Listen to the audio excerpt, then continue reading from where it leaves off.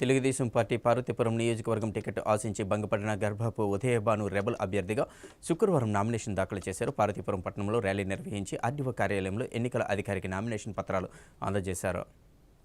TDP నుంచి Parvathipuram ticket ఆశించి భంగపడ్డ గర్భపు ఉదయభాను పార్వతీపురం నియోజకవర్గ అసెంబ్లీ స్థానానికి శుక్రవారం నామినేషన్ దాఖలు చేశారు. పార్వతీపురం పాత బస్టాండ్ నుంచి అంబేద్కర్ విగ్రహం వరకు భారీ ర్యాలీ నిర్వహించారు. అనంతరం తన సతీమణితో కలిసి ఆర్డీఓ కార్యాలయంలో రిటర్నింగ్ అధికారికి నామినేషన్ పత్రాలను అందజేశారు. ఈ సందర్భంగా ఆయన మాట్లాడుతూ గడిచిన 10 సంవత్సరాలుగా నియోజకవర్గ పరిధిలో తాను ప్రజాసేవలో ఉన్నానని, తన సేవలు గుర్తించి ప్రజలు తన గెలుపుకు సహకారం అందించాలని కోరారు.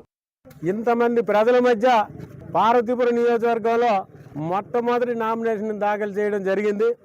అయితే ఈ సందర్భంగా 2 బలమైన రాజకీయ పార్టీలు ఉంటుండగా నేను ఇండిపెండెంట్గా పోటీ చేస్తున్నాను అంటే చాలా దమ్ము ధైర్యం కలిగి ఉండాలి.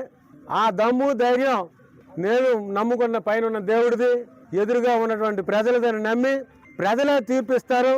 మీ అందరికీ తెలుసు, గత 10 సంవత్సరాలుగా నేను ఈ ఏరియాలో ఉద్యోగం చేసి వాలంటీర్ రిటైర్మెంట్ తీసుకున్న తర్వాత ప్రజలతో మమైక్యమై ఉన్నటువంటి వ్యక్తిని ఈ రోజు నన్ను ప్రజలందరూ కూడా ఒక కుటుంబ సభ్యునిగా ఆదరించడం వల్లే నాకు ఈ ధైర్యం కలిగింది.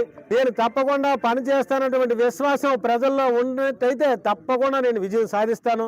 ఈ నియోజకవర్గానికి సంబంధించినటువంటి ప్రధానమైనటువంటి సమస్య, ఏ ఊరు వెళ్ళినప్పటికి కూడా, ఎక్కడికి వెళ్ళినప్పుడు కూడా త్రాగునీరు అనేది ప్రధాన సమస్య. నా మొట్టమొదటి ఐటమ్గా ప్రజలను ఆశీర్వదించి నన్ను గెలిపిస్తే నా మొదటి ప్రాధాన్యత అంశంగా త్రాగునీరు సమస్య లేకుండా త్రాగునీరు సమస్య లేని పార్వతీపురం నియోజకవర్గంగా తీర్చిదిద్దుతానని ఈ సందర్భంగా మీకు తెలియజేస్తున్నాను.